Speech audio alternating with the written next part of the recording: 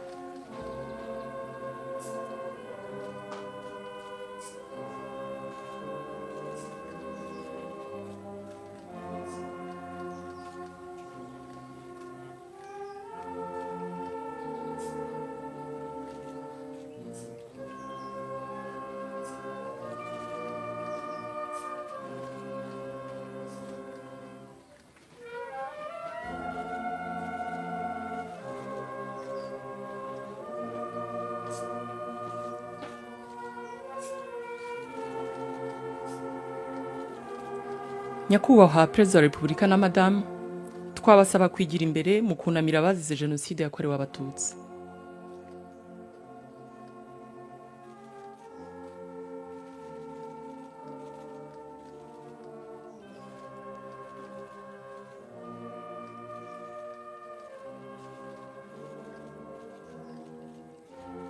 May I now invite Your Excellency Charity Manyeruke, representative of the diplomatic corps, to step forward and pay your respects.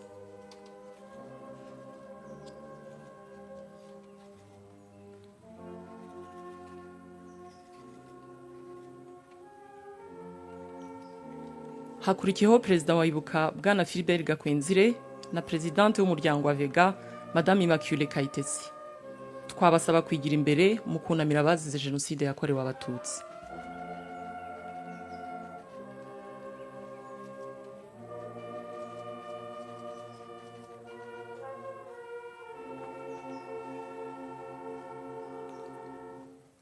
Tugiye gufata umwanya wo kuzirikana abazize Jenoside yakorewe Abatutsi.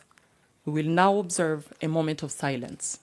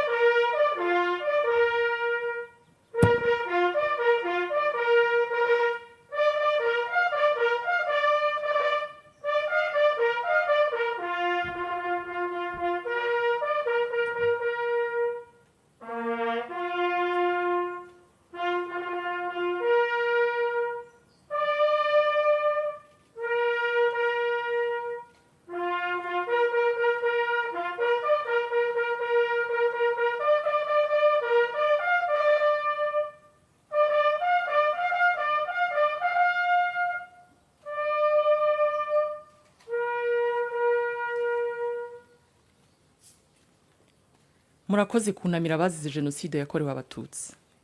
Nyakubahwa Perezida wa Repubulika na Madame, mutwemerere twerekeze ku gicaniro cy'urumuri rutazima. We will now proceed to the flame of remembrance.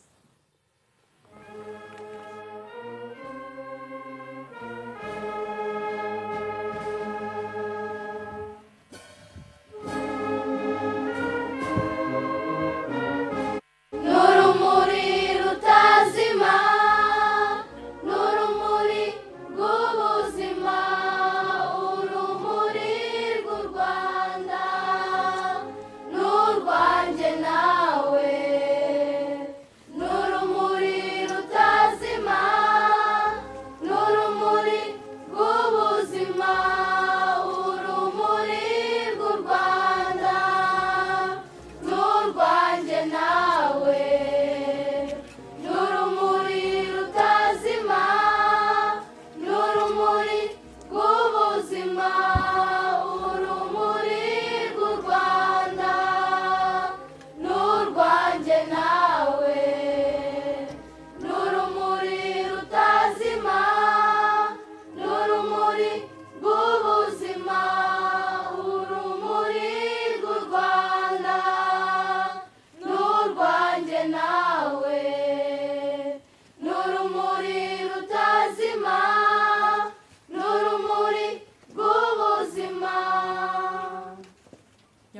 Perezida wa Repubulika na Madamu, uru rumuri mugiye kuducanira uyu munsi ni ikimenyetso cy'ubutwari bw'Abanyarwanda mu nzira yo kwiyubaka mu myaka 31 ishize tuva mu mwijima wa Jenoside tugana imbere heza.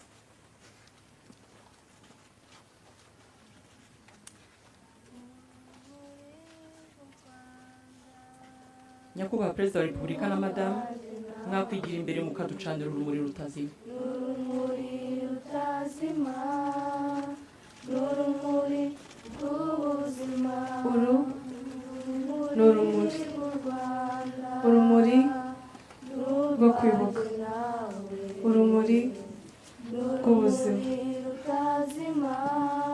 Nyakubahwa Perezida wa Repubulika na Madamu, uru rumuri muducaniye ruzamara iminsi 100 hano ku rwibutso. Gahunda z'igikorwa cy'uyu munsi zigiye gukomereza ahateganyijwe. Murakoze. Urumuri rw'u Rwanda n'urwanjye nawe, n'urumuri rutazima, n'urumuri rw'ubuzima. Urumuri rw'u Rwanda n'urwanjye nawe, n'urumuri rutazima, n'urumuri rw'ubuzima. Urumuri rw'u Rwanda n'urwanjye nawe, n'urumuri rutazima, n'urumuri rw'ubuzima.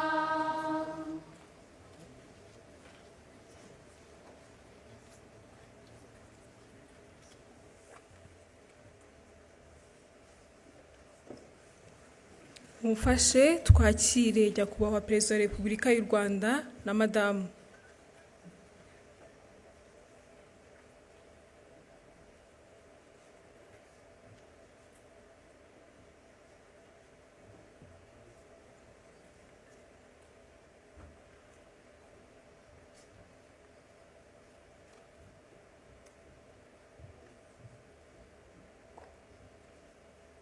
Murakoze, mushobora kwicara.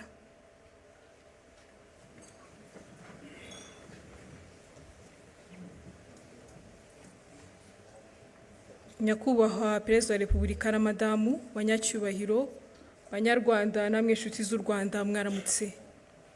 Nitwa Kwizera Urindwa Esther, ninjye ugiye gufasha kuyobora gahunda zigiye kubera hano. Kuri uyu wa 7 Mata duteranijwe hano no kwibuka ku nshuro 31 abazize Jenoside yakorewe Abatutsi mu Rwanda mu mwaka w'1994. Turibuka abarenga miliyoni bishwe. Kwibuka ni umwanya wo kunamira abacu bazize Jenoside yakorewe Abatutsi kandi tukabasubiza agaciro bambuwe. Ni umwanya kandi dusubiza amaso inyuma tukareba amateka yatugejeje muri iryo curaburindi. Munyemerere muri aka kanya duhaguruke dufate umwanya wo kwibuka abacu.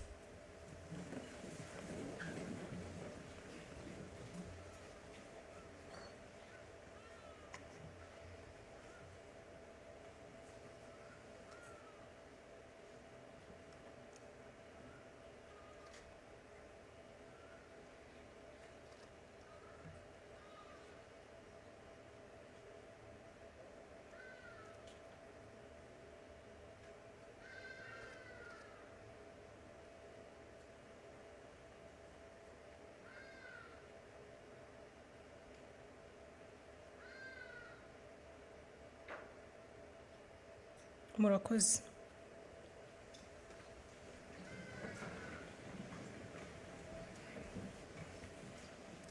Twubaka u Rwanda ruzira amacakubiri n'ivangura. Twubaka u Rwanda twifuza. Ariko kandi nk'Abanyarwanda twiyemeje kuvuga ukuri ko amateka yacu nubwo gusharira. Nyakubahwa Perezida wa Repubulika na Madamu, munyemerere nakire Minisitiri w'Ubumwe bw'Abanyarwanda n'inshingano mboneragihugu Dr. Bizimana Jean Damascene atugezeho ikiganiro yaduteguriye. Umwanya n'uwanyu.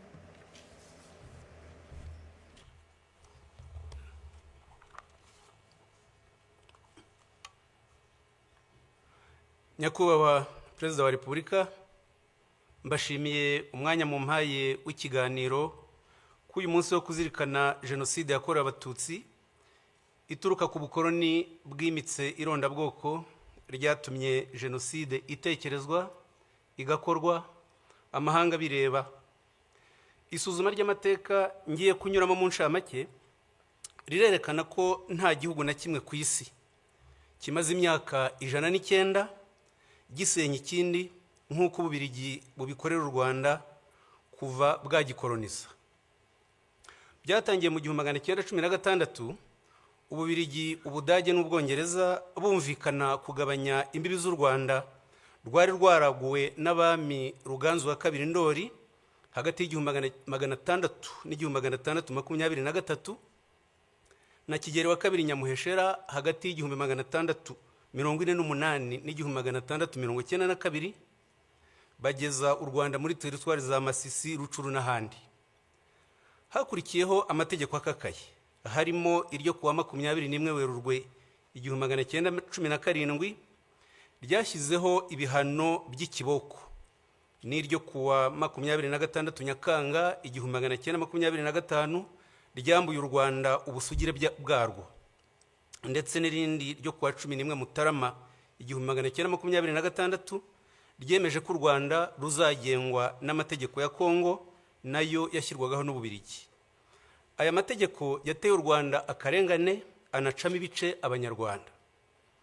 Mu mwaka w'1924 n'1946 Ububiligi bwagiranye amasezerano n'umuryango w'abibumbye yateganyaga kugeza u Rwanda ku ngingo 3 zikurikira: iya mbere, ubwisanzure bwa politiki, ubukungu, imibereho myiza n'iterambere ry'uburezi, kwigenera ibikwiriye Abanyarwanda bakayobora igihugu cyabo ubwabo, kubahiriza uburenganzira bwa muntu nta vangura rishingiye ku bwoko, igitsina, ururimi cyangwa idini.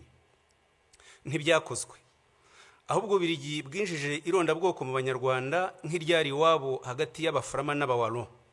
Hatangizwa impinduramatwara hagati y'1926 n'1932 ryayobowe n'Ababiligi babiri, Voisin na Morteran. Umwami Musinga yarabirwanyije bamucira Kongo. Tariki 12 Ugushyingo 1931 bimika umwana we Rudahigwa nyuma y'iminsi 4. Kugira ngo ashobore kuyobora, Rudahigwa yahisemo kutarwanya abazungu. Arabatizwa mu mwaka w'1943 anegurira u Rwanda Kristo umwami mu 1946. Papa Pio wa 12 byaramushimishije amugenera impeta, ayambikwa tariki 20 Mata 1947.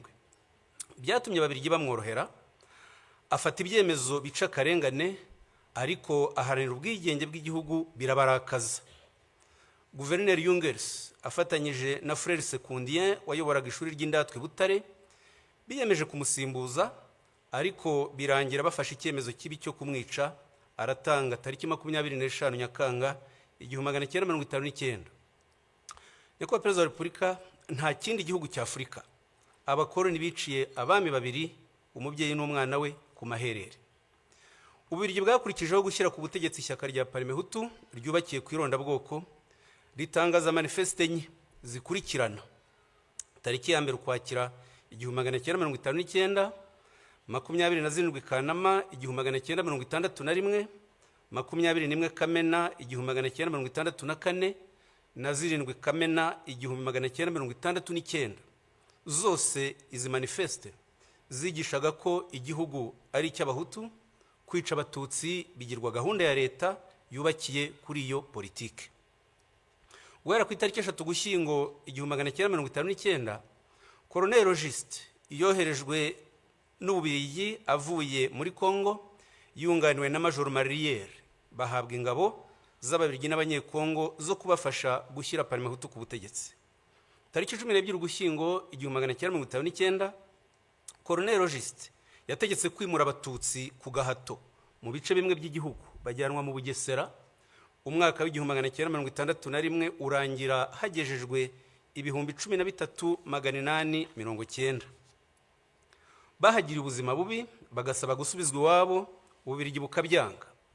Abatutsi bamwe bagerageje kwimukira rwihishwa mu zindi teritwari, ababirigi bakabirukana. Ndabaha urugero rumwe. Itariki ya mbere Kanama 1960, administrateur wa Nyanza witwaga Emmanuel de Jambrine yandikiye abashefu amabwiriza avuga ko bagomba kwirukana abatutsi muri aya magambo: hari abantu birukanywe muri teritwari ya Gitarama bagerageza gutura mu mayaga, ni mubirukane vuba. Nta numwe muri bo ushobora gutura mu mayaga cyangwa ahandi muri teritwari ya Nyanza, bagomba kujya mu Bugesera. Ni mukurikiza aya mategeko aka kanya, inka zabo nazo zigomba kwirukanwa. Tariki 17 Ugushyingo 1959, Colonel Juste abigiriwemo inama na Musenyeri Perodin yatumije ba administrateur abategeka kwirukana abakozi b'abatutsi mu mirimo, bakabasimbuza abahutu. Abishyira mu itangazo yandikiye abaturage tariki 23 Ukuboza 1959, rikabivuga muri aya magambo ko bikorewe kugirira neza abahutu ngo batwarwe na bene wabo. Ishyaka rya UNAR ryaharaniraga ubwigenge ryarabirwanyije, barihimbira ko ari ry'abatutsi bararirwanya, bariteza Kiliziya Gatolika baryitirira amatwara ya gikomuniste. Nyamara UNAR yarimo ibyiciro byose by'abanyarwanda, duhereye kuri perezida waryo François Rukeba n'umunyamabanga mukuru Michel Rwagasana. Tariki 23 Kamena 1961, Ububirigi bwashyizeho itegeko ribi rifungura abantu 2,000 bakoze ubwicanyi hagati ya 59 na 61, rikavuga ko abazafungurwa ari abakoze ibyaha bikurikira bitatu byanditse gutya: kwica no gutwika abantu bagahira mu nzu, kwica umuntu buhoro buhoro cyangwa kumukomeretsa, gutegeka gusahura cyangwa kwica. Irondabwoko ryakomereje mu ishyirwaho ry'ingabo z'igihugu, bishingwa Colonel Van der Straten yemeranya na Colonel Juste uburyo bizagenda. Tariki 29 Nzeri 1960, inyandiko mvugo ikabivuga gutya: ingabo z'igihugu zizaba zigizwe n'abahutu gusa. Ntidushaka kwitwaza kutabogama cyangwa demokarasi ngo twinjizemo umututsi n'umwe. Abatutsi bazajya bashaka kwinjiramo tuzajya twemeza ko badashoboye. Nubwo iyi mikorere irimo akarengane, ntidushaka kuvanga ihene n'ishu ngo twinjize mu ngabo zacu abantu bazaduteza ibibazo. Iperereza ry'Ububirigi ryagize impungenge ku miterere y'izo ngabo, rirabyandika ku itariki 30 Mata 1961 muri aya magambo: mu Rwanda itoranwa ry'ingabo z'igihugu rikurikiza kwinjizamo abahutu bonyine. Iyo zigiye mu kazi zishyira imbere kuba ari abahutu kurusha inshingano za kinyamwuga zagombye kuranga umusirikare n'umupolisi. Turasanga bidakwiye kubashinga akazi k'umutekano. Byageze aho General witwa Document wayoboraga urwego rw'abaofisiye b'Ububirigi abyandikira Minisitiri w'Ingabo tariki 27 Ugushyingo 1961 muri aya magambo ati: gutsimbarara kuri politike yo gushinga ingabo z'u Rwanda uburinzi n'umutekano imbere mu gihugu ni ugutera ikibazo cy'uko nizikora ubwicanyi Loni ishobora kuzita Jenoside, tuzahura n'ingorane zo gushinjwa ubufatanyacyaha. Muri Werurwe 1962, ingabo z'u Rwanda zatangiye ubwicanyi ibyumba, zica abatutsi barenga 2,000 barimo umuforomo wabavuraga Karaveri Ndejuru wiciwe Ngarama, byandikwa mu binyamakuru by'amahanga. Mu Kuboza 1963, ingabo z'u Rwanda ziyobowe n'abofisiye b'Ababirigi Dubois, Florquin, Turpin na France zisha abatutsi benshi mu gihugu barenga 35,000. Abadiplomate, abamisiyoneri, abakozi n'itangazamakuru mpuzamahanga n'abashakashatsi bahurije kwemeza ko ari Jenoside. Ingero nkeya: telegramu ya ambasaderi w'Ububirigi yo ku itariki 24 Ukuboza 1963 yabyanditse gutya ati: hari abantu benshi bafatwa bagafungwa mu buryo bunyuranyije n'amategeko. Ndabona aho ibintu biriho bigana ari iyicwa ry'abatutsi benshi.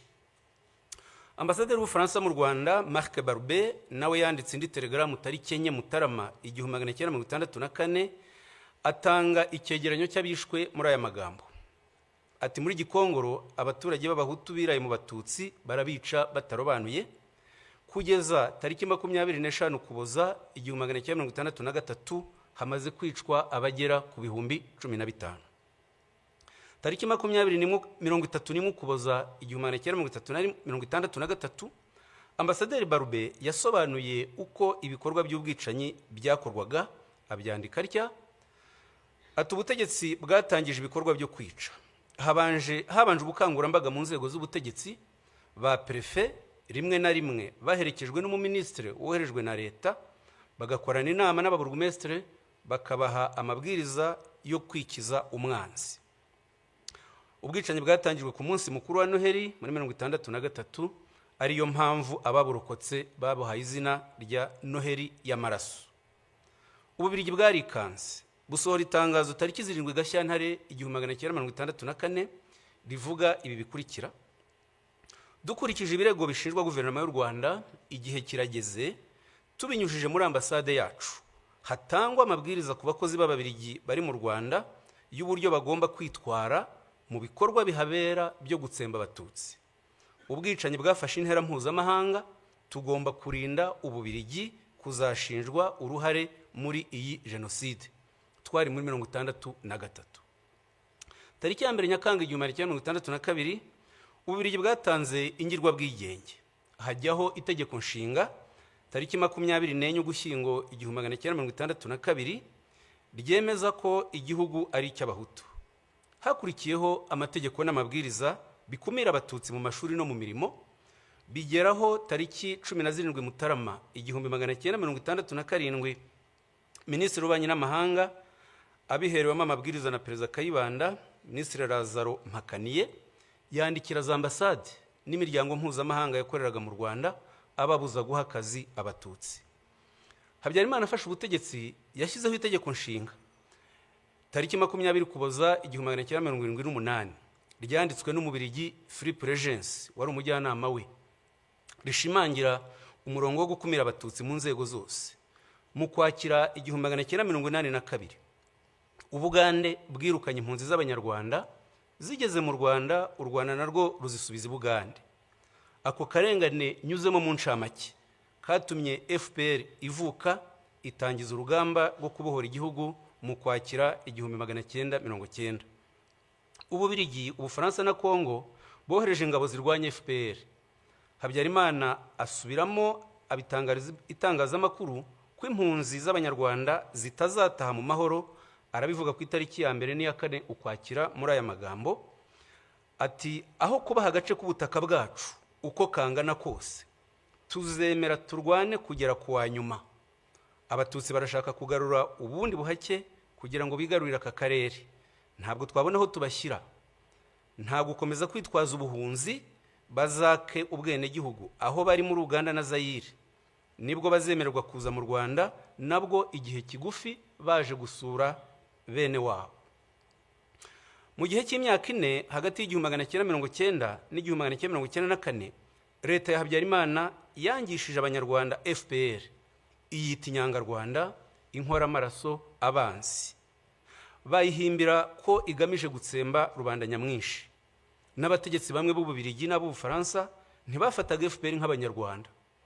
Tariki 3 Gashyantare 1991 Amiral Langsade wari umugaba mukuru w'ingabo z'Ubufaransa akaba n'umujyanama wa Perezida Mitterrand yamwandikiye inyandiko avuga ko FPR igizwe n'Abagande b'Abatutsi.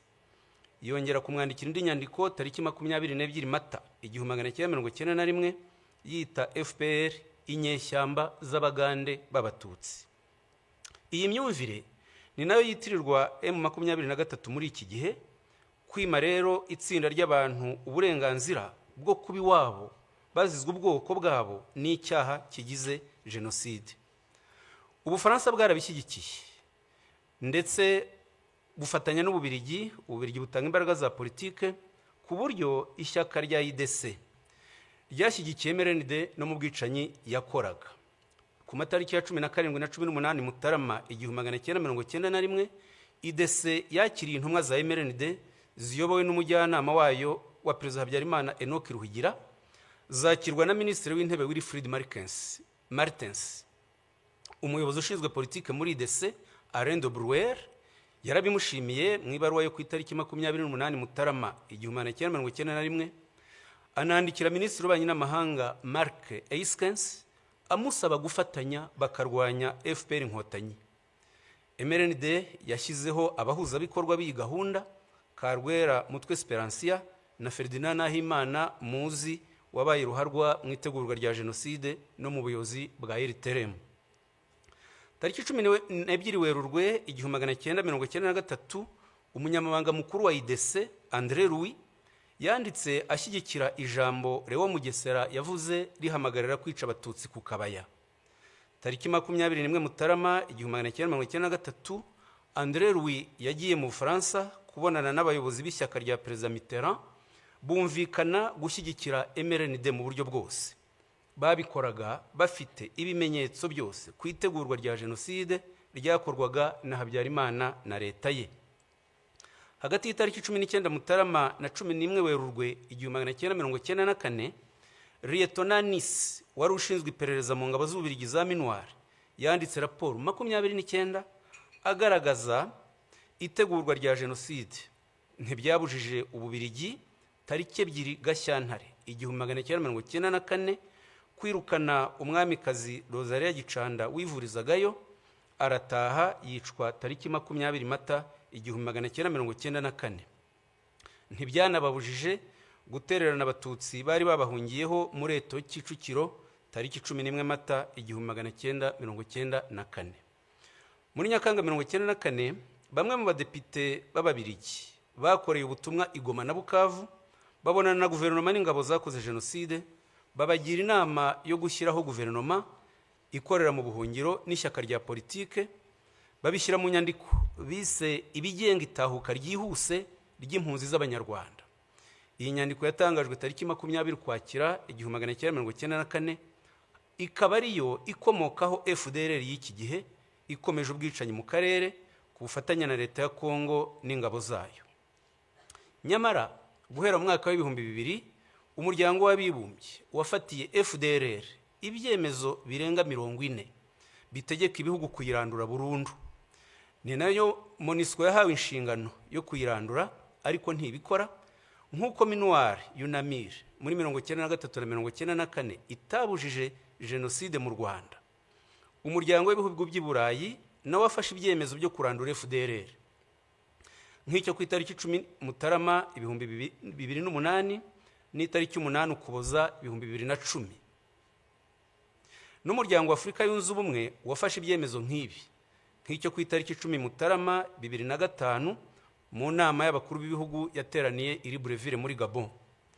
Biratangaje rero kuba hari ibihugu muri 2025 bibeshwa n'Ububiligi bikihutira guhana u Rwanda byirengagije ibi byemezo byose n'ubufatanya bw'icyaha bwa Kongo na FDLR. Ibyo bihugu bivuga iyubahirizwa ry'amategeko mpuzamahanga, bikayarebera ku ruhande rumwe rwa Kongo, ntibite ku busugire bw'u Rwanda bwatewe kenshi na FDLR, ntibite ku karengane k'impunzi z'Abanyekongo b'Abatutsi zirukanywe na FDLR zimyaza imyaka 31 mu buhungiro. Kongo yita izo mpunzi udukingirizo, le pantin. Ni kimwe nuko hagati ya 1990 na 1994 leta ya Habyarimana n'abambari bayo bitaga FPR inyangarwanda z'Abagande. Ni nabyo muri Nyakanga 1994 Perezida Mitterrand yagaragaje avuga ngo muri biriya bihugu Jenoside nta kintu kinini isobanuye. Kuva muri Nyakanga 1994 kugeza magingo aya, Ububiligi nicyo gihugu cy'i Burayi gikorerwamo ipfobya rya Jenoside yakorewe Abatutsi no kugoreka amateka yayo nta nkurikizi. Nyamara nta ushobora gutinyuka guhakana Jenoside yakorewe Abayahudi ngo bimugwe amahoro, kandi Jenoside ari zimwe mu rwego rw'amategeko, ku buryo n'ibyaha byo kuzipfobya byagombye gufatwa kimwe. Ubu ngubu inyandiko zifashishwa n'amahanga mu guharabika u Rwanda zitegurwa n'abiyita impuguke z'Ababiligi zibeshya ko ziza u Rwanda, kandi nizo zagize uruhare mu kwangiza amateka y'u Rwanda, harimo kwandika itegeko nshinga ryo muri 62 na 78 n'amategeko y'irondabwoko yakoreshwaga mu Rwanda. Umwe muri zo, Philippe Regency, abyigamba ku mbuga nkoranyambaga ko bagomba guca icyo yita agasuzuguro k'u Rwanda. hariho n'ibihugu nk'Ubwongereza byinangira mu kohereza abakoze jenoside mu Rwanda no kutabacira imanza. Nyakubahwa Perezida wa Repubulika, ngana ku musozo, ubugome busenya u Rwanda bwakoreshejwe muri imyaka 31 ni bwinshi, ariko ntacyo bwadutwaye kubera ubuyobozi tubakesha bwubaka ubumwe bw'Abanyarwanda. Ijoro ribarwa riraye, tuzi urwobo mwakuyemo u Rwanda isi yarutereranye, tuzi n'aheza mu rugejeje. Dufitanye namwe igihango tudashobora gutatira. Ntituzemera abasenya ubumwe bwacu n'abimika ingengabitekerezo yasubiza u Rwanda mu icuraburindi. Uburenganzira bwacu bwo kubaho twihitiyemo ibidukwiriye ni ntavogerwa. Ababikerensa ntibaduheho, babyumve batureke. Ndabashimiye Nyakubahwa Perezida wa Repubulika.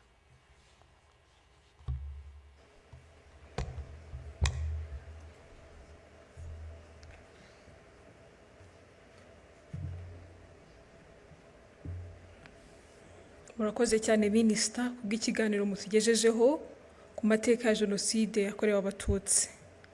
Abato twize byinshi. Kumva amateka y'ibyabaye tubiguye n'abari bahari bituma turushaho gusobanukirwa kandi tukamenya ukuri nyako, bityo bigatuma tumenya aho duhera turwanya ingengabitekerezo ya Jenoside n'igisa nayo cyose. Nyakubahwa Perezida wa Repubulika, munyemerere nakire umwe mu barokotse Jenoside yakorewe Abatutsi atugezeho ubuhamya bwe. Umwanya n'uwanyu.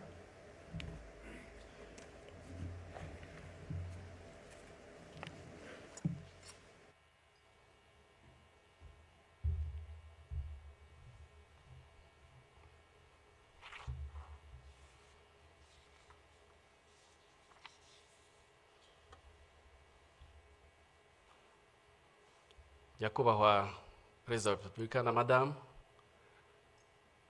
mbashimiye uyu mwanya mumpaye kugira ngo bagezeho ubuhamya bwanjye n'inzira yo kurokoka Jenoside yakorewe Abatutsi.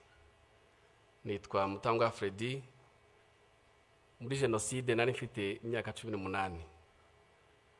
Banyiciye ababyeyi, banyicira abashiki banjye 4, babiciye mu cyahoze ari komine Mabanza, ubu ni mu karere ka Rutsiro mu murenge wa Mushubati.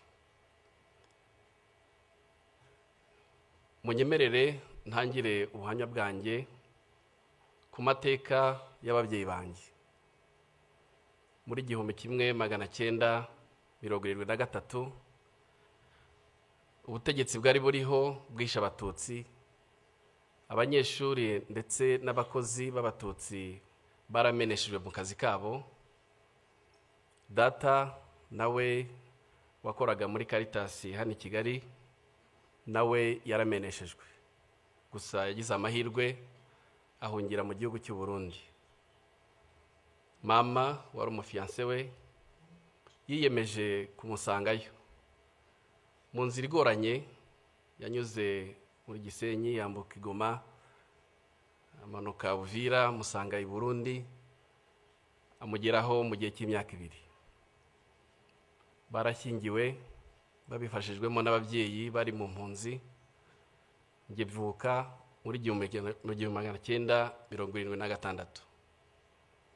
Gusa data na mama ntabwo bagize amahirwe yo kubana igihe kirekire, kuko mu gihe gito mvutse data yakoze accident iranamuhitana. Yasize mama twite umwana w'umukobwa ariwe mushiki wanjye, tukaba kubw'amahirwe twararokokanye Jenoside yakorewe Abatutsi muri 1994. Ubuhunzi bwaramugoye, ndavuga mama yiyemeza kugaruka mu Rwanda akaruhira iwabo. Yagarutse yerekeza aho ari muri komine Bwakira, niho hari iwabo, ubu ni mu karere ka Karongi. Aguma iwabo, ariko naje kumenya ko uko icyo gihe nari nkiri muto, naje kumenya ko yakomeza gutotezwa n'inzego z'iperereza zimubaza iby'inyenzi yasize Burundi. Byarakomeje kugeza yongeye gushaka, ashaka mu karere ka Rutsiro, ubu ni muri Mushubati. Yashatse umugabo nawe wari umaze gupfusha umugore, nawe afite abana 3. Turabana, nakuriye aho Mushubati, mpiga n'amashuri abanza. Mu gihe nari mu mashuri nibwo namenye ibyerekeye amoko. Aho mwarimu wacu nigaga mu mwaka wa 2 yahagurikije abana b'Abatutsi. Icyo gikorwa bagikoraga buri gihembwe, hari ifishi ya leta buzuzaga bagashyiraho ubwoko bwa buri mwaka, bwa buri mwana. Nibwo rero yaduhagurutsaga, ngenda jijinganye, aturuka imbere, araza amagurutsa andi ikinyuguti kwitama, arambwira ngo wowe mama wawe n'umwarimu kazi hano ukaba utazi kuri Inyenzi. Narahagurutse, nyuma tuza gutaha, mbitekereza mama nanamubaza impamvu twabaye Abatutsi, ariko sinibuka igisubizo yampaye. Gusa ababyeyi muri hano sinzi ko mwakibona namwe. Urungano rwanjye, urubyiruko muri icyo gihe twigishije urwango, twigishwa ubugome, twigishwa ubugizi bwa nabi. Ikibabaje gikomeye nuko bwigishijwe no mu mashuri, bwigishwa mu mashuri ku nzego zitandukanye ndetse no mu buryo butandukanye. Abize muri icyo gihe cyanjye, muri buka imyandiko textbooks twigaga zari zuzuye urwango, nubwo hari harimo imigani itandukanye, irimo inyamaswa n'ibindi, ariko hari harimo ubugome bukabije, hari harimo n'ubugizi bwa nabi. Abize mu myaka ya 7 n'iya 8 turibuka isomo twigaga ry'imyuga. Iryo somo batwigishije gucura imyuko, gucura amahiri, gucura imihini, ndetse no kubaza amahiri, gucura n'ibyuma. Ibyo byarakomeje kugeza ubwo mu gihe cy'imyaka ya za 91 na 93, mu gihe cy'amashyaka menshi, abanyeshuri n'abarimu birwa birukanka muri za meeting, aho gufokasinga ku masomo yabo bakirwa birukanka. Ari nabwo muri icyo gihe abajene benshi bashowe mu kuba abarwanashyaka, bajya mu ntera hamwe, mu mpuzamugambi za sederi, ari nabo bakoreshejwe cyane cyane mu gihe cya Jenoside yakorewe Abatutsi, mu kwica ndetse no gusahura ibyari biriho icyo gihe. Ku itariki ya 7 Mata muri 1994, iwacu twabyukiye ku matangazo ya leta yari yatanze, batubwira ngo abantu bose bagume mu ngo zabo. Harimo n'indirimbo, twumva ko Habyarimana indege yarashwe yapfuye. Twabyutse tutazi icyo dukora, gusa twakoze inama ntoya mu rugo. Ababyeyi banjye bansaba ko nerekeza i Mushubati. Mushubati hari kuri paruwase. Ndambuka aho ngaho i Mushubati hari hatuye abarimu benshi b'Abatutsi. Ababyeyi banjye bansaba kujya kubaza niba bo bafite icyo bakora. Naragiye mpura nabo, nsanga abantu bose bamanjiriwe, nsanga batazi icyo bakora, ariko nsanga harimo abatangiye gufunga ibintu kugira ngo bajye kuri komine Mabanza, kuko bari batangiye kubwirwa ko ariho bashobora kurindirwa. Naragarutse ngeze iwacu nsanga huzuye interamwe nyinshi, huzuye interamwe zitaga imihembezo. Izo interamwe zari zaje iwacu zije gusaba amafaranga n'icyo kurya, ariko zari zihageze zimaze kwica Umututsi wapfuye mu gace k'iwacu bwa mbere witwaga Rwandekwe. ninjira mu rugo iwacu. Mama mbonye arambwira ati bimeze gute, ndavugira nti bagiye kujya kuri komine Mabanza. Arambwira ati mwana wanjye ntabwo turibona ko tugenda uko aba twagoswe. Nuko arambwira ngo mwana wanjye ugomba kujya kwihisha. Arambwira ati ubanze ujye kwihisha ku mukecuru witwa Kankindi twari duturanye. Ndagenda, nyuma y'igihe gitoya Kankindi anjyana ku nshuti yanjye yitwaga Pierre, twiganaga mu mwaka twiganye muri primaire. Narahagumye, nizo ntariramwe zakomeje gutera mu gihe cy'iminsi 6. Buri mugoroba mama yazaga kundeba akampumuriza, akambwira ko bakiriho. Ku itariki ya 13 z'ukwezi kwa 4 mama yaje kundeba nimugoroba, ariko aza yahindutse, nkabona mu maso handitse pe. Araza turicarana, anzanira amatunda yari yeze ku rugo rw'iwacu. Arambwira ati mwana wanjye reka twicarane dusangire. Ndatangira, ariko mukanya andeba mu maso, arambwira ati mwana wanjye nurokoka uzaba umugabo. Nta kindi yambwiye. Hashize akanya yarahagurutse aragenda, ati ngiye kureba abandi. Nukuri yarazi icyo avuga, kuko ibitero byari byariyongeye iwacu. Kuko ku itariki ya 14 mu gitondo z'ukwezi kwa 4 uwari burumestre wa Mabanza witwaga Bagirishema Inyasi cyaje kumbabaza nuko urukiko rwa Arusha rwamugize umweru ngubu yibereye mu Bufaransa. Yaje iwacu aravuga ati, abwira interahamwe zari ziraho n'izindi zakomeza gutera, arabwira ati mukureho umwanda. Nko mu gihe cya 5 nibwo interahamwe zikoranije, izo zitwa imihembezo, zaturutse ahitwa Mukunini n'ahitwa Gafumba, ubwo naho mu karere k'iwacu, zose zikoranira iwacu. Abiwacu rero bari barimo bakwira imishwaro, buri muntu ashaka kwirwanaho ngo ajye gushaka aho yihisha. Bakomeje rero barabahiga, baza kubakusanya, nanjye baramvumburaho narindi, duhurira mu gahinga. Hanyuma naje kugira amahirwe, sinzi umuntu mu baturage yatereye ijwi hejuru aravuga ngo Dorothea yari mama, yashatse hano ashaka abana 2 kandi bari baturutse i Burundi. Abo bana bashobora kuba ari abarundi.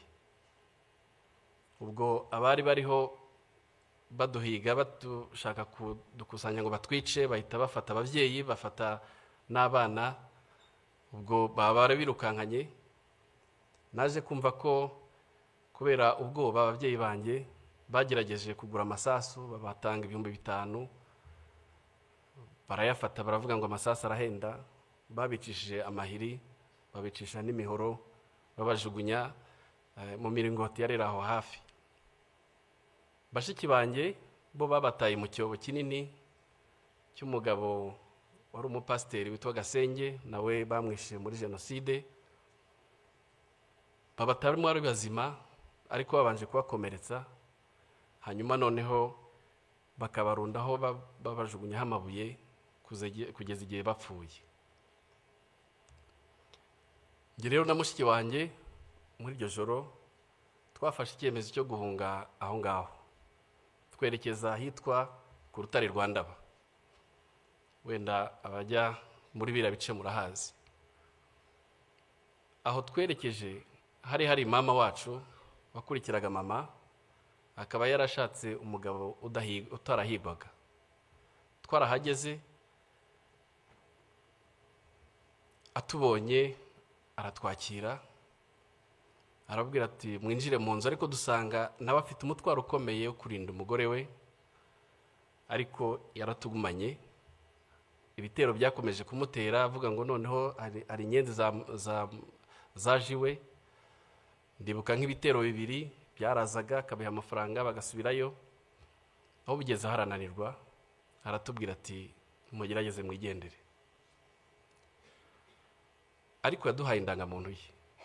Kera mu ndangamuntu bandikagamo abana, yari afitemo abana babiri, uwitwaga Ruberi n'uwitwaga Kwibishaka.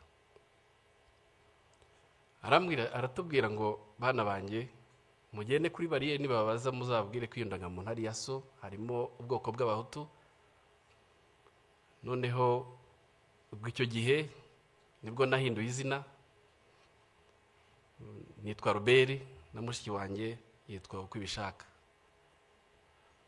Hari aho byadukundiraga kuri bariyeri bakatwemera tugatambuka, ariko hari n'ahandi byatuguraga bavuga ko ari amayeri y'inkotanyi. Twarakomeje, inzira yatubereye ndende kuva uyu Mushubati, inzira twayirangirije ikaduha ahahoze ari muri Gikongoro. Twarabaye tubana mu mpunzi, tubana n'impunzi zari ziturutse i Kigali, tubana n'impunzi zari ziturutse i Gitarama, ndetse n'abanyeshuri bigaga ku ishuri rya Yave ryari hariya ikaduha. Abo banyeshuri abenshi bakoze Jenoside yahabereye, kuko twebwe twasanze barayirangije nko mu Kiliziya n'ahandi, kuko abanyeshuri baturutse Ibyumba bari bafite ubugome budasanzwe, ariko twarabanye. Twagumye aho ngaho kuko hari no muri zone turquoise. Muri zone turquoise rero aho inkotanyi zahagaritse Jenoside hirya no hino mu duce, muri zone turquoise bakomeze barica. Induru zakomeza kuvuga, bavumburaga abantu buri munsi, abari babahishe batangira no kwica abahutu bari bahishe abatutsi. Icyo gihe byarakomeje kugeza aho nageze nko muri bigeze nko mu kwa karindwi hagati, ntabwo twari tuzi ko inkotanyi zahagaritse Jenoside, twari twihebye. Hanyuma nahavuye hari umwana w'iwacu w'Imushubati wigaga aho ngaho, ngo yaraje gutwara ibintu bye, turakubitanye, ahamagara izina ryanjye nyaryo rya Freddy. Mbona impunzi zose zitangiye kundeba, ariko kubera ko bari bazi ko nitwa Ruberi, mbona bitangiye kunkomerana.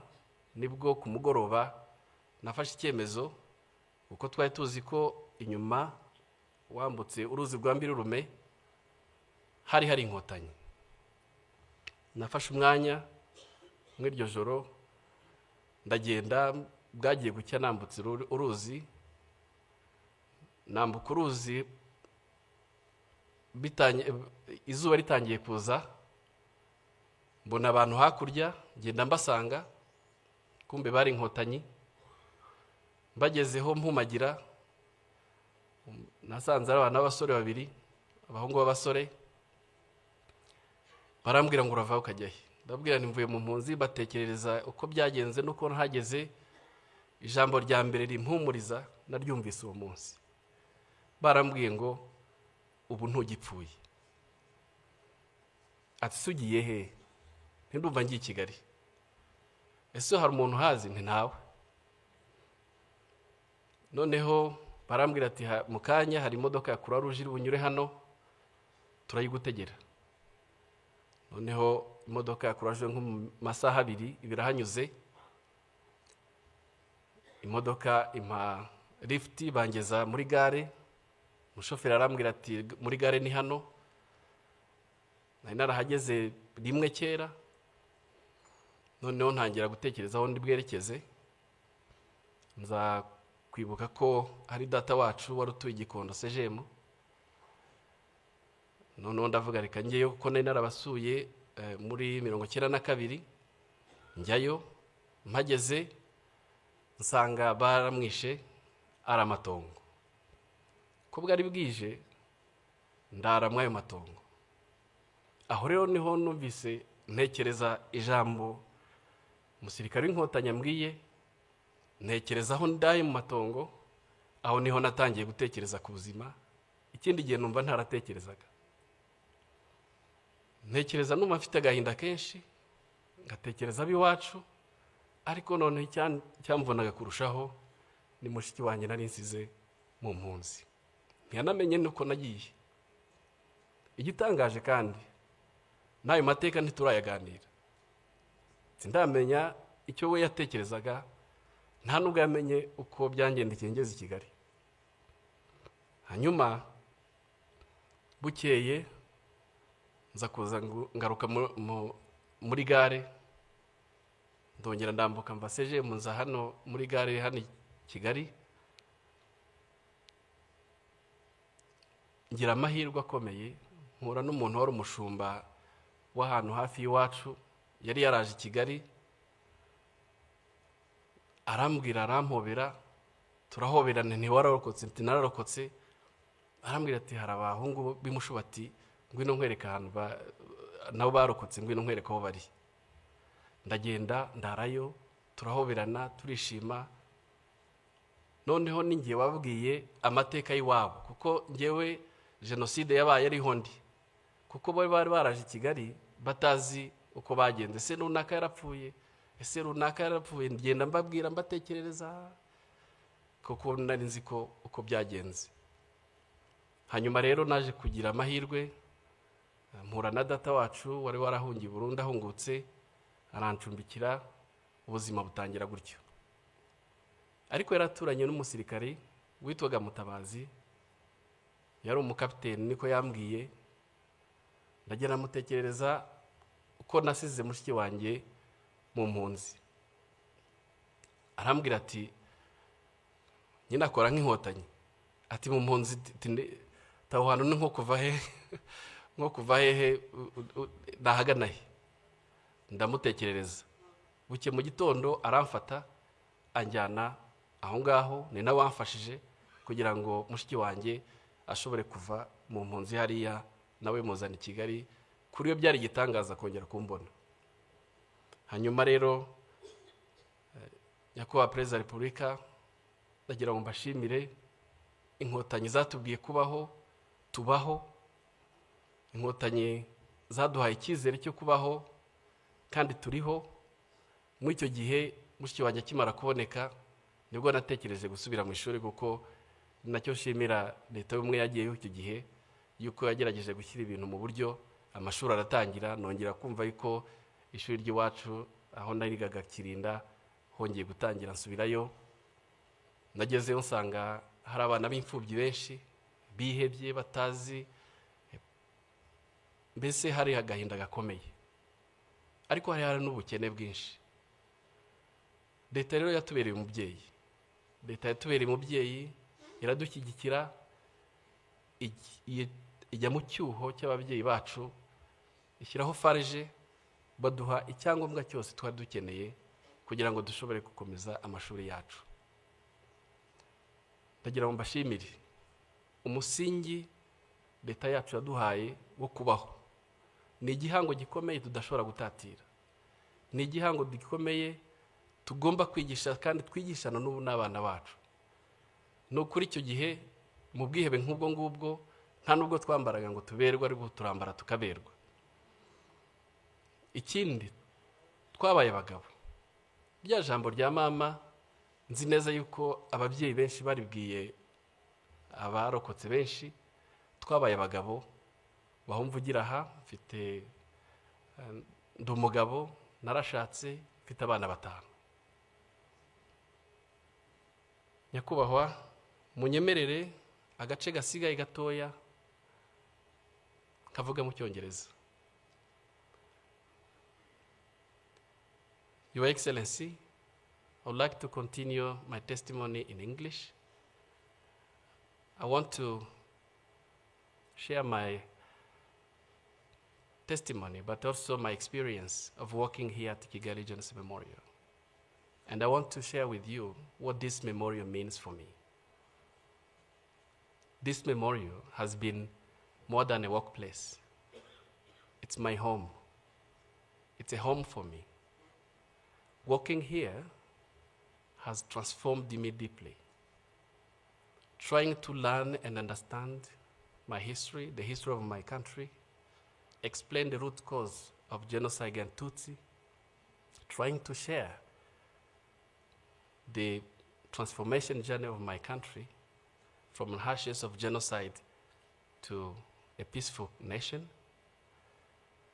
It has been a very positive journey for me. But this memorial has a huge meaning for the international visitors that I receive all day, every day. This memorial provides an historical clarity. They come here to learn and they bear witnesses. They go back transformed. They're transformed by what they see and what they hear. They take these stories, our stories, the stories of genocide, the stories of reconstruction, across the borders and through generations. I want to extend my profound gratitude to the government of Rwanda for establishing the memorials around the country. It is such act of humanity. While the perpetrators, they left their victims unburied, no respect, no dignity.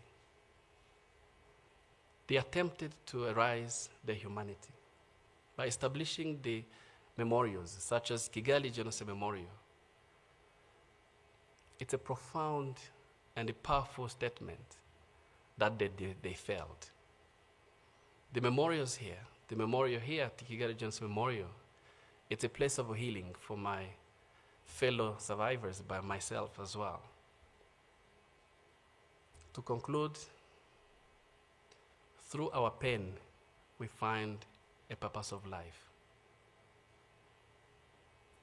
Through commemorations and remembrance, a date like this, Your Excellency, you'll never miss for the last 31 years. Through your message, comforting message, and a powerful and profound message, Your Excellency, we find our strengths. This is what means memorization for humanity. Acknowledging the past, the dark past of our history, but also affirming our commitment to light. Murakoze cyane kunyumva. Murakoze mwese kuntega amatwi. Dukomeze twibuke kandi twiyubaka. Murakoze.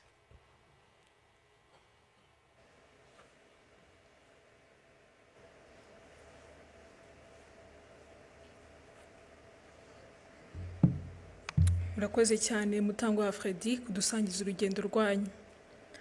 Ni koko twabasabye byinshi, ariko ubuhamya nk'ubu butwereka ko inzira yo kwiyubaka no kudaheranwa ishoboka. Murakoze kandi mukomere cyane. Muri aka kanya reka twakire ishuri rya Nyundo ritugezeho indirimbo ryaduteguriye ijyanye n'ibihe. Murakoze.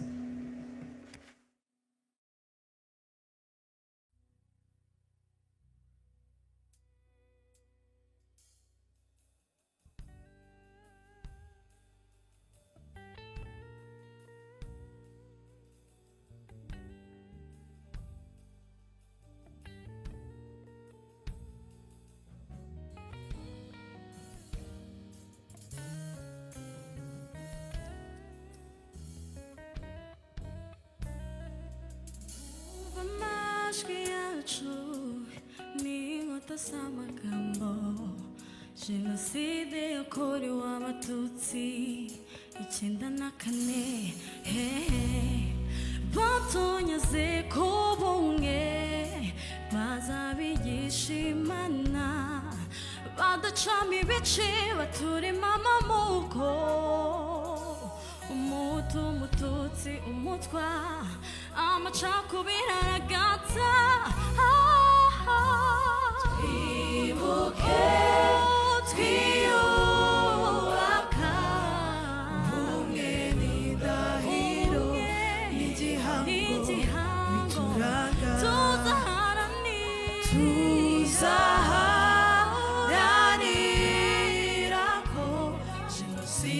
yakorewe abatutsi itazongera ukundi. Twibuke twibuke twiyubaka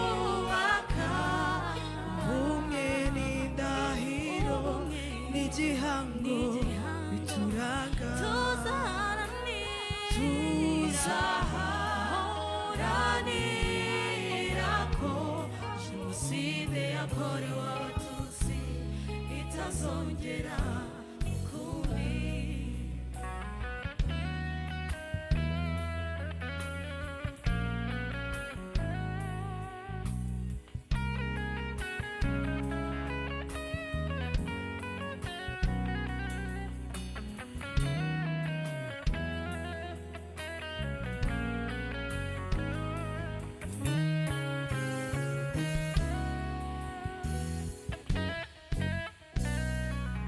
Bana b'u Rwanda, ibyo twagezeho tubisigasire.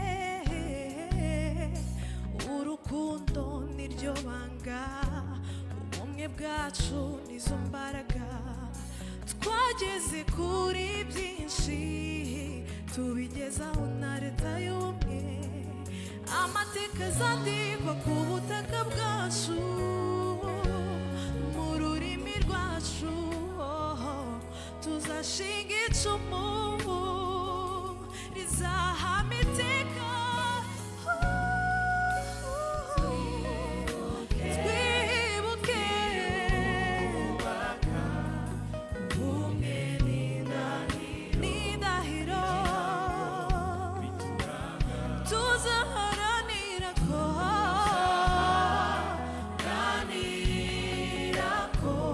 Jenoside yakorewe abatutsi itazongera ukundi. Twibuke twiyubaka ubumwe n'indahiro n'igihango bituranga.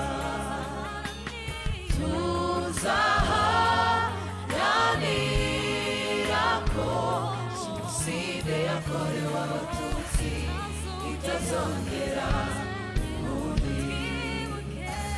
Twibuke twiyubaka ubumwe n'indahiro n'igihango bituranga.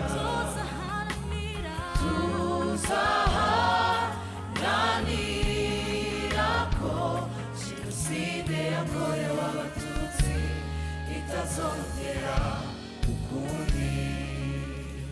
Twibuke twiyubaka ubumwe n'indahiro n'igihango bituranga. Tuzaharanira ko Jenoside yakorewe abatutsi itazongera ukundi.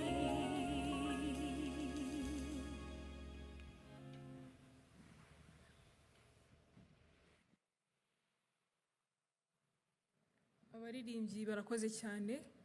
Nyakubahwa Perezida wa Repubulika, abari hano twese n'abadukurikiye hirya no hino, dutegereje ubutumwa mwatugeneye uyu munsi. Umwanya ni uwanyu.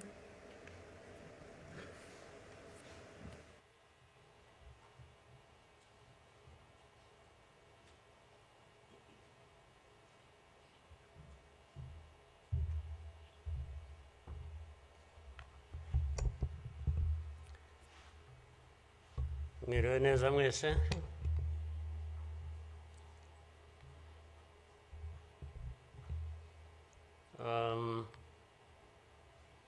Ngira ngo biroroshye wenda kugira aho mpera.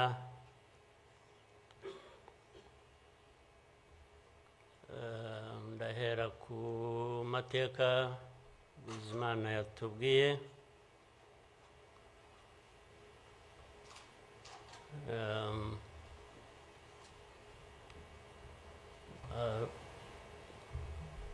Arambuye afite ibimenyetso ashingiyeho. Ariko ndagira ngo mbanze nshimire mwese abari hano mwaje kwifatanya n'igihugu n'abanyarwanda cyane cyane mwebwe abaturuka hanze mu bindi bihugu cyangwa abihagarariye hano mu gihugu cyacu.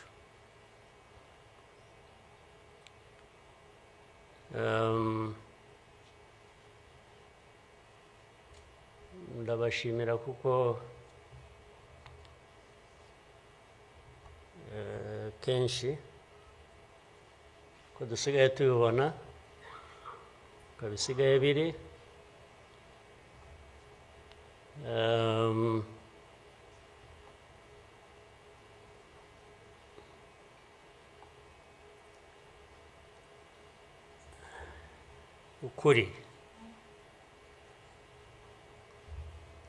ukuri ntabwo kukigenderwaho,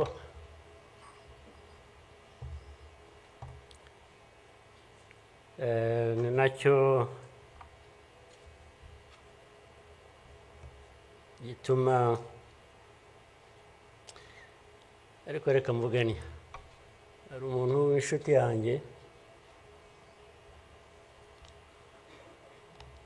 wigeze kumbaza ati ariko wowe nk'umuntu ubaho ute ugahuza bimwe, ndaza kubivuga mu rurimi rw'amahanga, arambaza tubaho ute ugahuza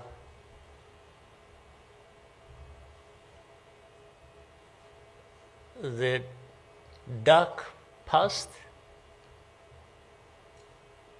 and the cruel present.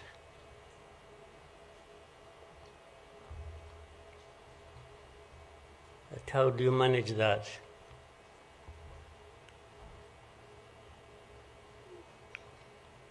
Ariko uko nabyumvaga ntabwo ari igihe yabazaga gusa, yabazaga u Rwanda, bavuga ngo u Rwanda mubaho muti, with a very dark past and a very cruel present.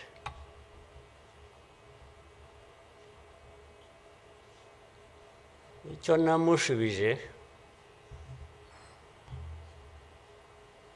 nuko from the beginning we were under any illusion that the two were siblings and we had to deal with them as such. You have to deal with the cruel present, knowing that it is very, very much related to the dark past. They are inseparable. So for us, we have a choice to make.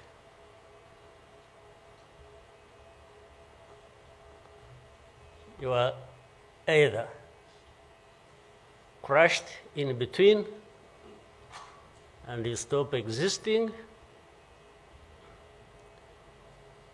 or you stand up and fight.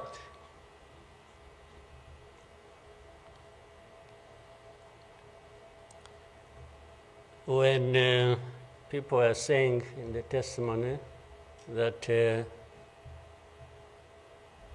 you know, the hope they have, and that what happened here 30-something years ago will never happen again.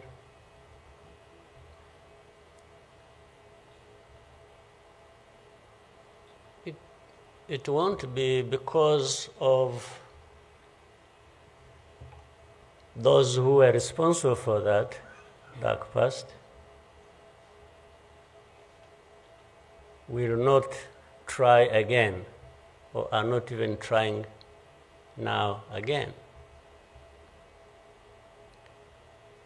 It will not happen again just because there will be people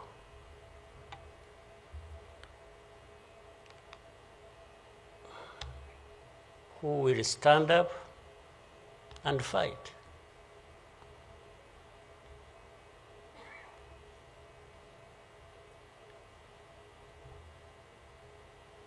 It's not because there are fewer people who wish to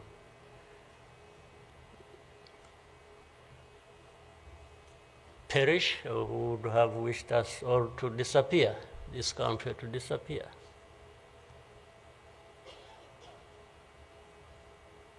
But how can people accept that? How can people not stand up and fight? Because anyway, well, there is a risk you may die when you stand up to fight. But if you don't, it's a sure thing you are going to die.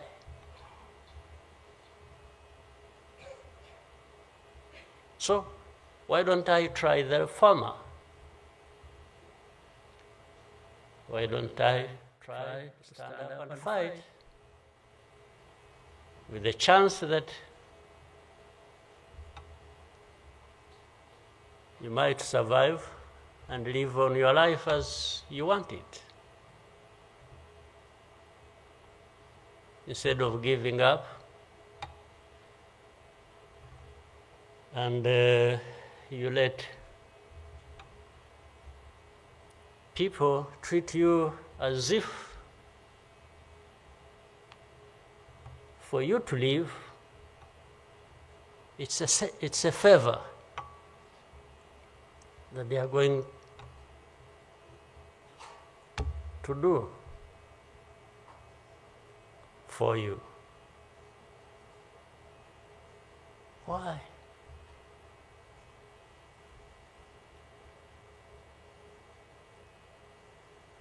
I've also had people come to me and warn me and say, President, you know you are too vocal, you say things that challenge these people who have the power in their hands, and they're going to kill you. Well, first of all, it means they are killers.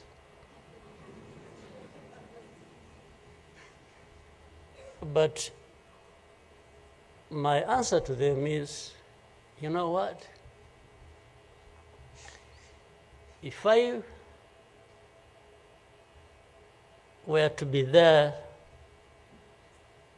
to just accept these things to happen, I don't think I would count myself as living anyway. It's like I would already be dead.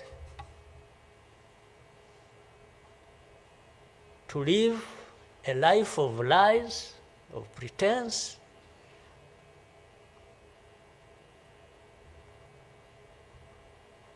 and all my life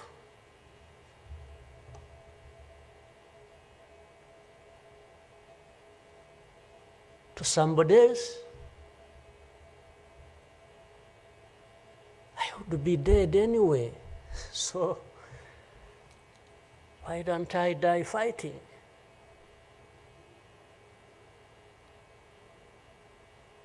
So you Rwandans, why don't you die fighting? Instead of dying anyway, just dying like flies. Why? But my message goes to other Africans who live like this on a daily basis, who are dehumanized. And they accept it and they beg. I can't beg to live. I can't beg anybody.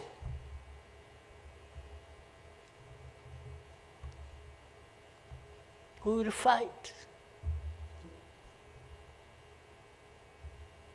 If I lose, I lose. But there is a chance. There is a chance, a significant chance, that if you stand up and fight, you will live. And you will have lived a dignified life that you deserve, that anybody else deserves.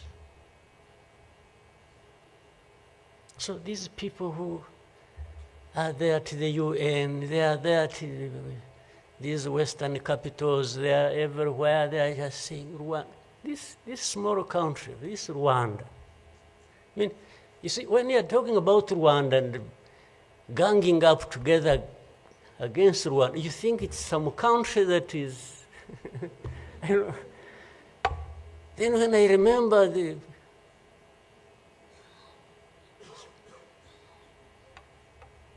facts about it, I just imagine the world has gone amok.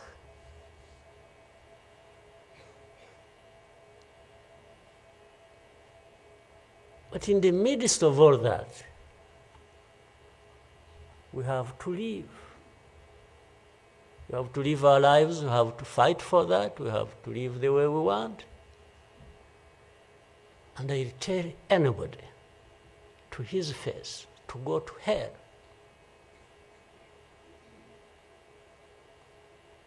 If anyone comes around and thinks they can, you know, they come and say, hey, we're going to sanction you. To what? Go to hell. Just go to hell.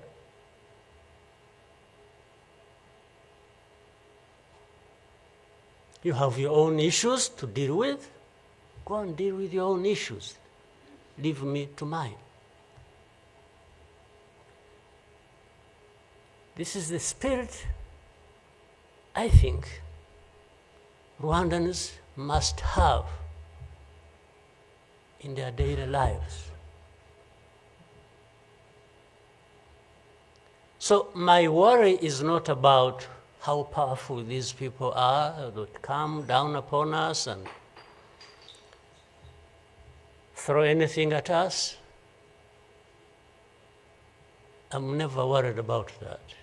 I worry about one thing,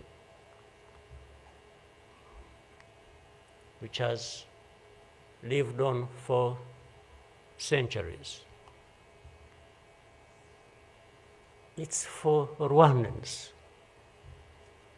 It's for Africans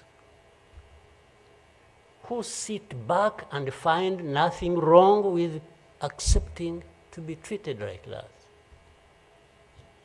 That's my only worry. When can Rwandans, when can Africans refuse to be mistreated like this? To be told they have no value, to be told that their lives have to be lived as a result of a favor they are being done by somebody else. What a shame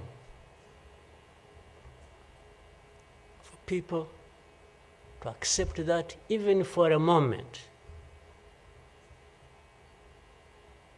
You must not accept it. You must get up and fight for yourself.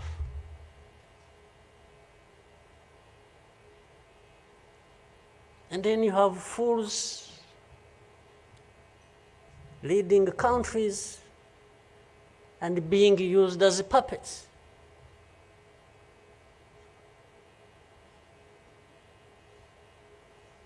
And they are stealing from their own resources, which they should be putting to the good use of their own people and develop them. They just put everything to their own use, find billionaires in a sea of poverty, millions of people going hungry, and their leaders, billionaires, money that has been stolen from the resources of these people, and these are the ones received in Western capitals and praised, and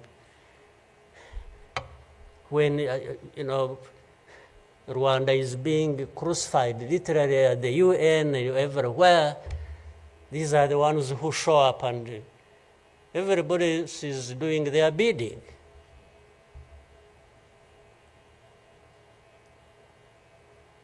They don't talk. These ones don't even say a thing. There is somebody to say it for them.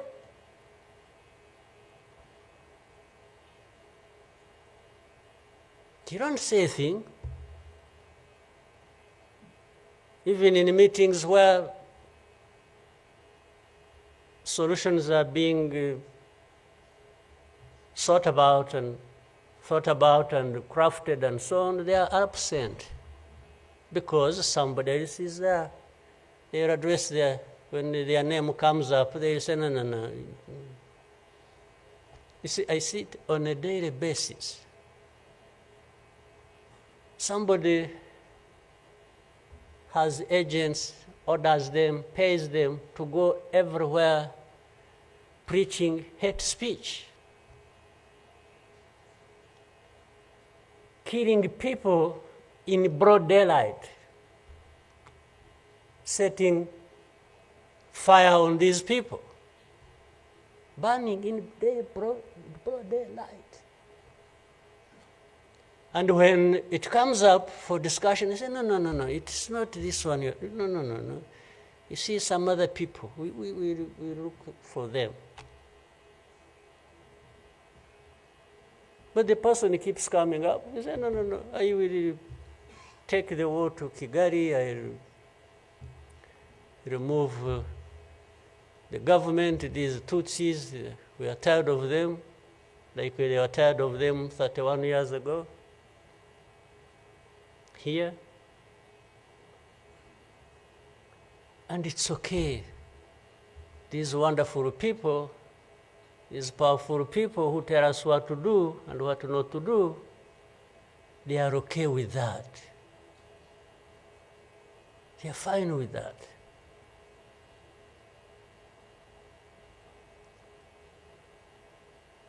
And they expect us to accept it also ourselves.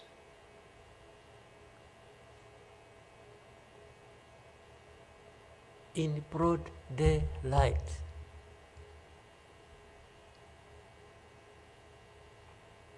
Hate speech, killings of people for their identity, uprooting them from their homes, and most of them are refugees here in this country. We have 125,000 people as refugees who have been living in camps, uprooted from their homes in Eastern Congo. And then these powerful, good people come here and pick 1, 2, 3, another day 5, if there are many, to go and settle them in those beautiful countries of theirs. And they leave the majority here. And they expect us to be thankful that that's a huge gesture of generosity. First of all, they take them knowing that these are actually refugees from the neighboring country. They don't take them as Rwandans.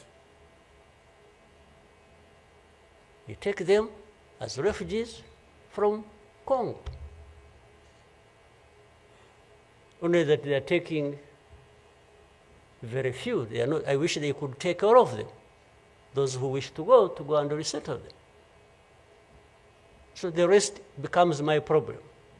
So what they have to do is cleanse Eastern Congo of all these people,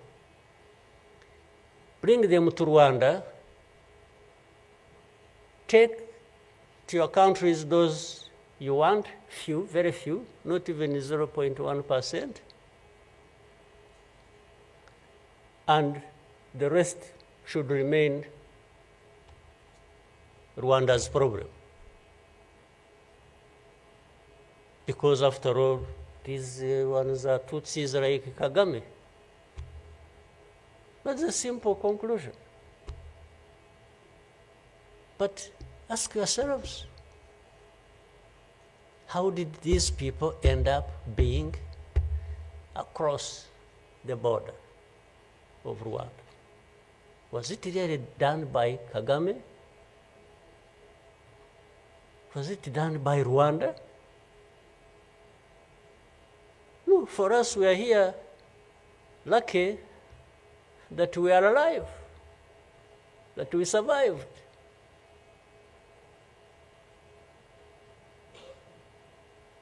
So,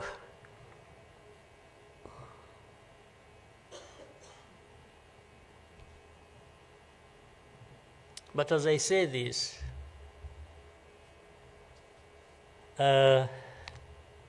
even for my sanity and the country's sanity, we have sometimes to just try to do things differently. Meaning, if you want to be helpful, if you want us to be partners, we are happy to play our part, and you can be sure you will find a reliable partner in us, irrespective of what we think about you.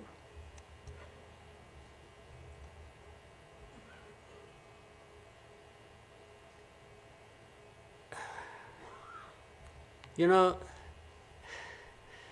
this whole thing you see every day, you know, you have heard of groups, what is it?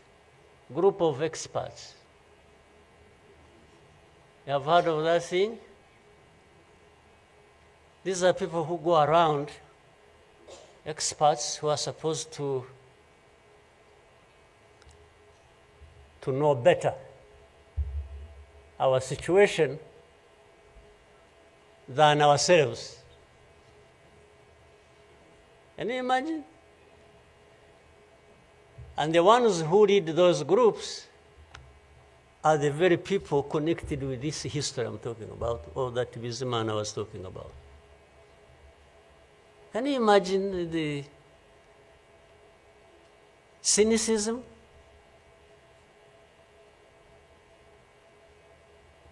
And this expert comes to me and asks me, you know, but this. So the whole thing about genocide, this ideology that has killed millions of people, has been turned into a problem of minerals. You know, it's okay. Let's imagine it's a problem of minerals now. Was it a problem of minerals in 1994? Which minerals were we fighting for here? Just imagine. Which minerals?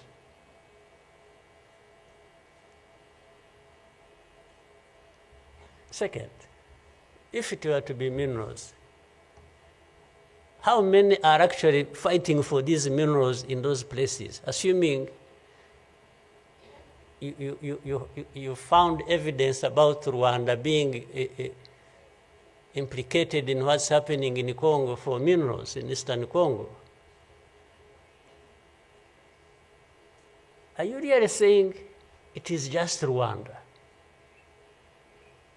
Why don't you be brave enough to say Rwanda is invading our territory we have created for ourselves and is encroaching on the minerals we are also encroaching on in Eastern Congo? Why don't you be brave enough to admit that? At least to say that.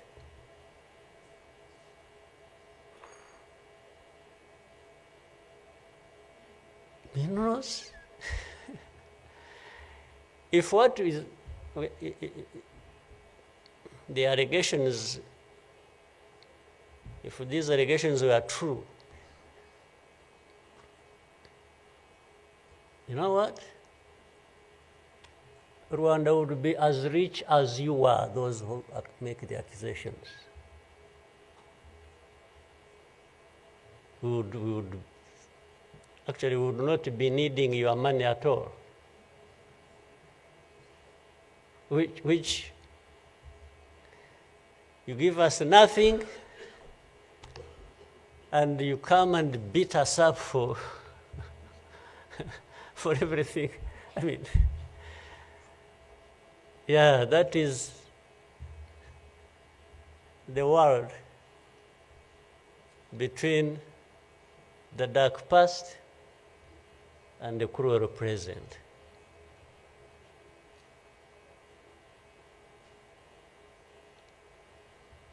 But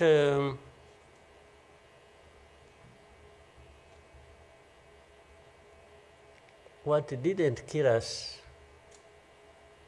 and finish us 21 years ago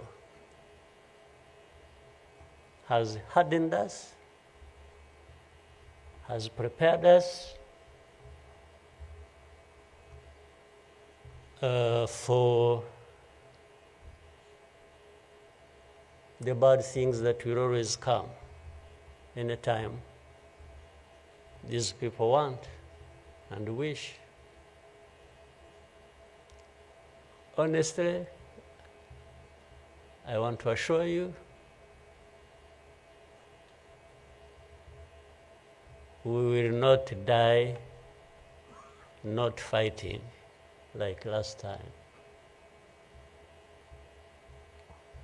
And fighting does not involve invading anybody's territory, does not involve going after something that is not ours. Fighting, I mean, is if you find us here and want to treat us the way you want that you have seen in the past, I just want to assure you, you will not succeed. You will not succeed. I think I beg all these Rwandans, we should be itching for a fight with anybody who wants to come here and turn things upside down. And I think there are many who are ready to join for that. But for our friends, our partners, please, don't misunderstand us, don't mistreat us. We have had enough of it. Take it somewhere else. Take it somewhere else. You know, this Bizimana who was telling you this whole history, by the Bizimana, if you could compile that and distribute it to our friends and all of us. I actually want a copy of what you... But I think you should give our friends and others, they need to... Much as in the cruel present, facts don't matter, evidence doesn't matter. The truth doesn't matter. What matters is what pleases you on any day, and doesn't matter what facts about others. But and I was saying this because this man made another presentation another time that involved the same people he was talking about. And the next day, from embassies, people came to him, threatening him. Yeah. You know, they even, they are so foolishly brave to just, you know, they went to him. And I think another message went through Foreign Affairs. It's like this man who is saying this, and he was not saying it is not true, but he was saying no for daring to say it, even if it is the truth. Yes, they threatened him, and they even started threatening he will not get a visa to travel to some places, face to face, like that. Somebody from the embassy threatening our minister. Of course, I can't blame them that, given this history we have had, that from the embassy they even think they are above the minister. Yeah. He just come and say, you dare say this. He wasn't saying, this is contrary to the truth or evidence we have. Why did you present lies? No. He was just saying, whether lies or truth, you shouldn't have said it. That is the cruel present we live in, but we must confront it. And we will. We shall. No question about it. I've also told people that anyway, for us, we are in a sort of not bad position, because the worst has already happened to us. I don't think anything worse will happen, ever. So those who are scared, fearful of anything, I just want to console you in some way, if you may, that actually the worst has already passed. When we lost the people during that time, the young man was giving a testimony about. Do you think anything like that would ever happen again? I don't think so. So why would we be scared of anything? The worst. The hurricane came and we took cover and things, and it has passed. And we rebuilt. We rebuilt our strength of all kinds. I don't think there is any other hurricane that will come and sweep across the country, destroying everything. I don't think so. So, and this day always reminds us of some of the things that I ignored and the facts that remember the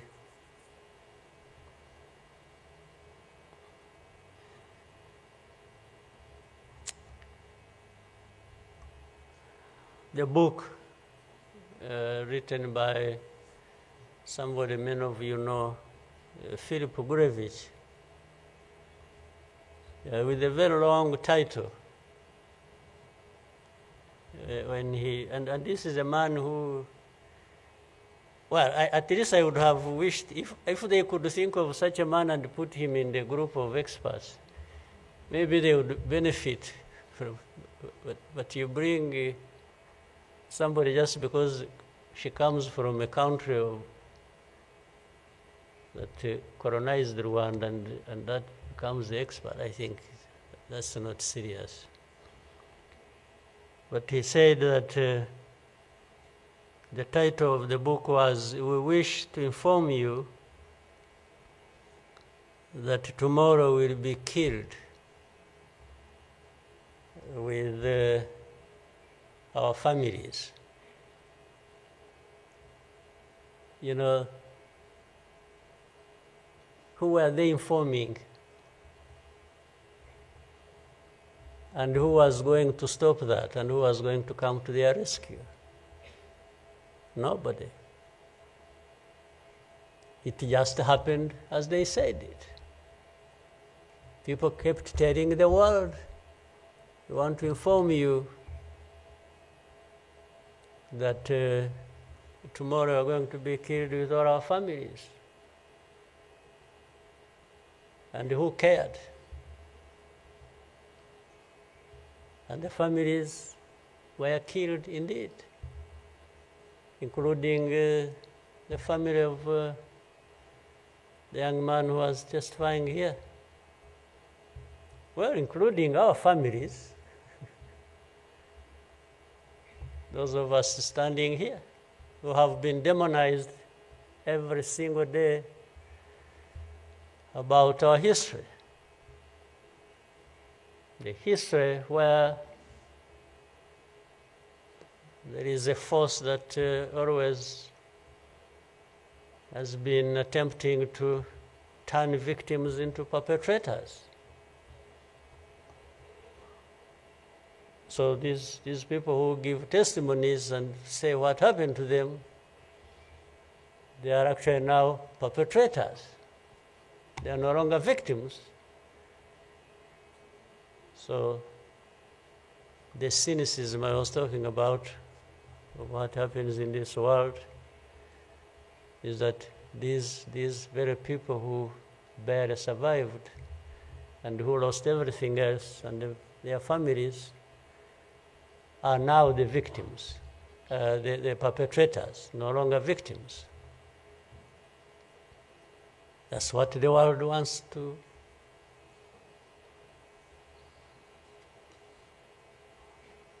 create about us.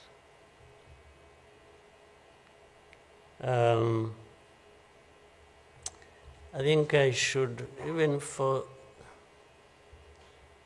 again, the sake of our sanity, maybe you'll always, during the war times, to keep my own balance, there used to be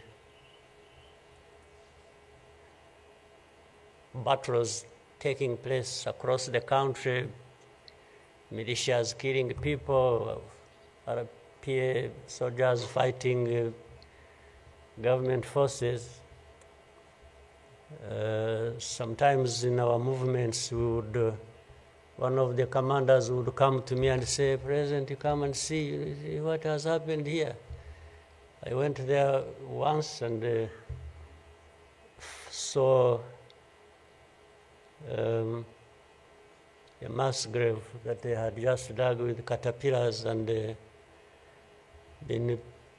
think they had put in over 2,000 people. And from that lot, we found 12 people are still breathing. And we got them out. I was told the other day of the 12, I think they lived for some time, and then now they are remaining 7 out of 12. I kept following the story. 7 are still alive. I think 5 died of...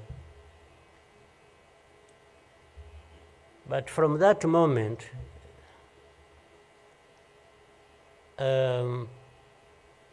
I told the commanders that they should never bring my attention to this kind of thing. They should just handle it, and we agreed how they will be handling it. But I don't even need to be informed. And the reason was simple. And unfortunately, such a moment of remembrance sort of takes you back into that. But the reason was I didn't want my judgment and my conduct of the war and the leadership I was supposed to be providing to be impaired in any way by the anger, by what you saw. So that's why I wanted to keep my own balance so that we go through so many things. But otherwise, if I kept seeing this, putting people out of a mass grave, and then your mind goes to say, but who is this doing? Whoever is doing this, why is he doing it? He may end up. So anyway, let me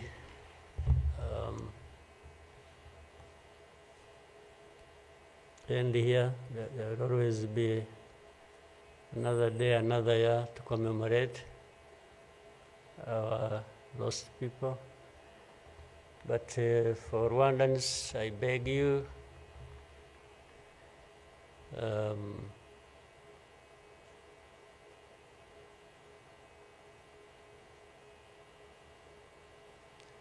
don't you owe your life to anybody else. And please have the courage to deal with the situation and moment as it is. Don't offend anybody, but always fight for what is yours. Don't allow anybody else to dictate to you how you should live your life, because the moment you accept it, that is the day you have lost your life. God bless you.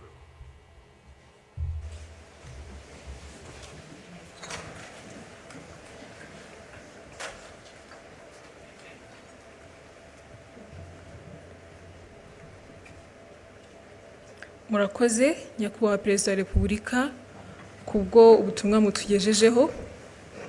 Abanyarwanda tuzabaho kandi tuzabaho uko twifuza. Nyakubahwa Perezida wa Repubulika na Madamu, banyacyubahiro, banyarwanda namwe inshuti z'u Rwanda, nongeye kubashimira ko mwabanye natwe muri uyu muhango wo gutangiza icyumweru cy'icyunamo n'iminsi 100 y'ibikorwa byo kwibuka. Ndagira ngo mbibutse ko kandi kuri uyu mugoroba hari ibikorwa byo kwibuka. Urugendo rwo kwibuka Walk to Remember rurahera ku karere ka Gasabo rusoreza kuri BK Arena ahaza kubera umugoroba wo kwibuka. Gahunda yari duteranirije hano igeze ku musozo. Munyemerere duhaguruke duherekeze umukuru w'igihugu.